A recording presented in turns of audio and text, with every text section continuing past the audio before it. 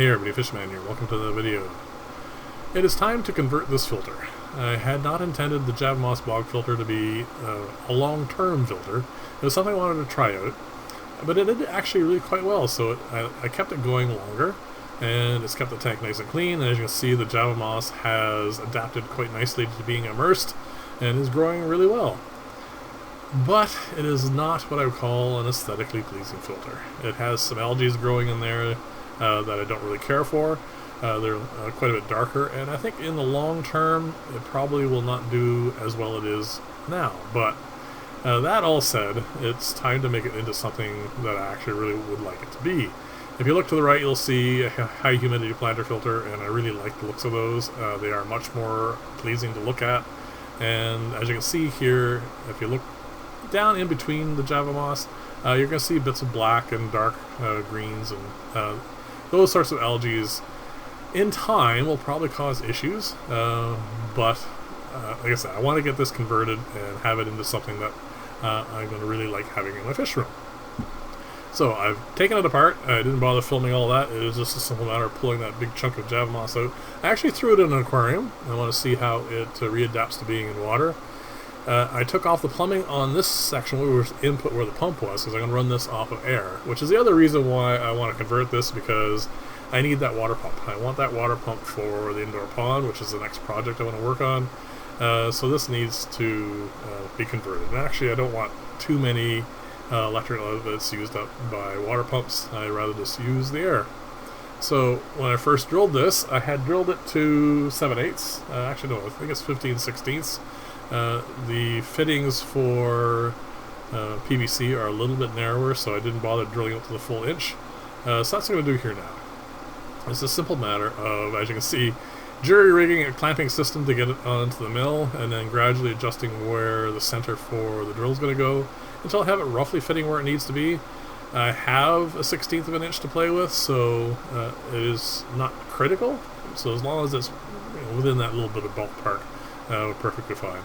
Then I'll swap out the drill bit for the 1 inch, and then the inputs I've been using for a lot of the not the high humidity planters, but the other planters I've been putting together, the ones that are having water supplied to the roots of things like the lily and some of the other plants, I'm actually really liking those. So I'm going to machine this out to one of those, and then I'll just friction fit that in here. So it'll be adjustable, so I can push it up and down depending on how much water I want in this.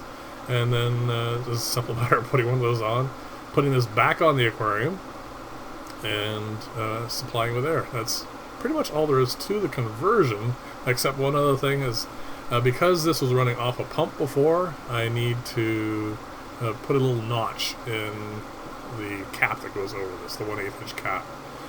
That's just so that I can fit an airline in there. So there you go, this is it hooked up. I'm just going to put the I'll put the hose up to an air outlet, and there you go. Lots of splashing, which I really like.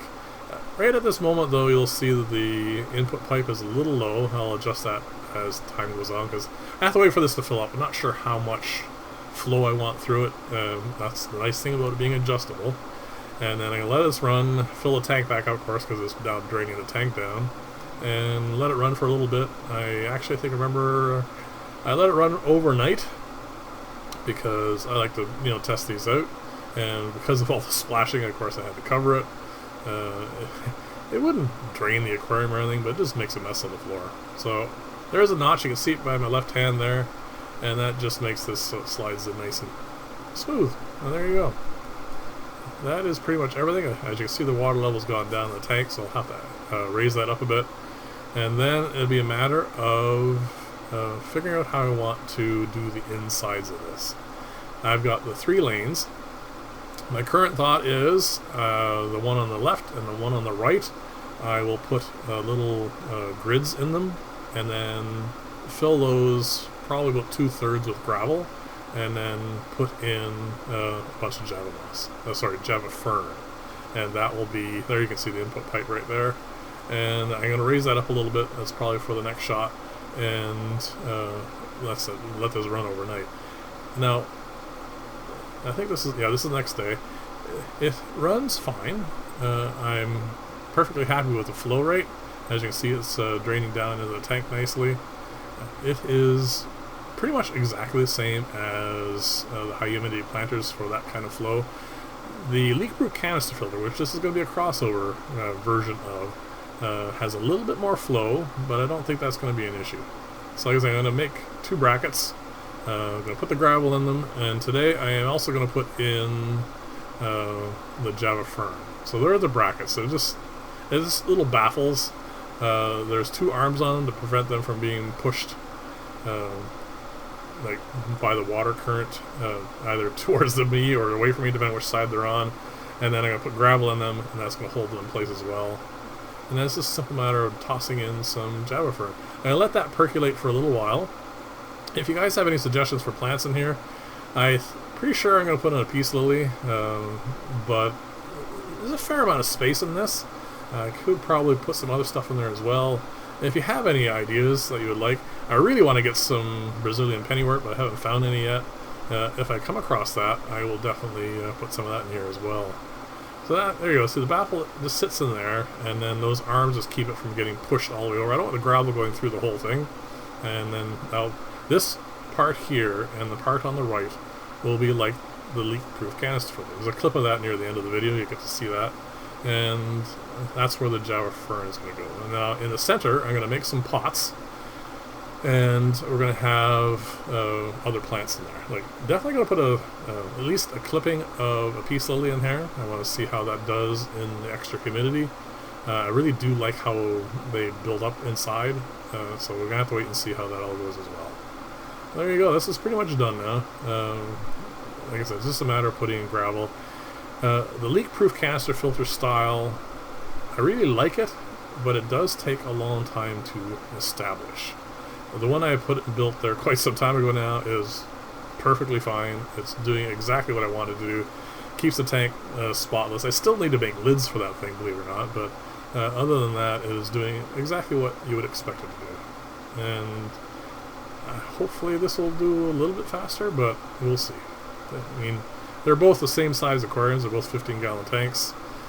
Neither of them really have a lot of load in them. They are obviously both going to have shrimp, snails, scuds, all of my usual invertebrate cleaning crew. I'm not expecting this filter to do poorly. I actually expect it'll do really quite well. I've never had any issues with the leak-proof canister filters at all, and the new design is just as good as the other ones. The center aisle should be interesting. That's the part that's going to be novel for this. So it'll be interesting to see how... Well, I don't think the peace lily will be a problem. I've seen people grow them in just a jar on a counter. That's not a problem at all. Other plants should be interesting too. Like I said, hopefully I'll get some other stuff in here. Like I said, leave lots of comments. Let me know what you think, what you would like to see in this. It's going to have lots of light. That's the difference, I think, between this one and all the other ones I've built so far. Like the major difference. It has a lot of room in there, maybe a little bit less flow, but it is going to be a filter that I'm going to keep in this format for quite some time. I don't think I'll have to ever worry about having it go up to a water pump again. I don't really want to do that. I find air supply for pretty much all of my tanks is doing more than good enough. I could, I suppose, put a little bit of a cap on this to hide the aluminum, but again, it's just in my fish room, so that doesn't really matter either. And like I said, this is a really high quality lights, and supplying more than enough, as you can see. There you go. I'm going to do a quick clip now of the leak-proof canister filter. This is the new version, and I think I showed this a bit of a clip of this on Sunday because I wanted to introduce the fact that I'm going to change the other one over. It is doing very well. I am going to put caps on that, by the way. I have a bunch of caps I'm already making for a client, so I do need to put one on that as well. But as you can see, this tank is crystal clear, and I found the Java Moss bog filter also is crystal clear, but like I said, this here I think will be a much nicer looking filter, especially when it gets a little bit older, a little bit more of a little jungle look to it. And anyway, this is my preference. So center aisle, let me know what you think, and I'll read your comments and we'll make some changes to that. It'll probably just be in an update on the Sunday, probably not this Sunday because there's other stuff I need to do, but definitely coming up soon. So thank you very much for watching. I will see you in the next video, and bye for now.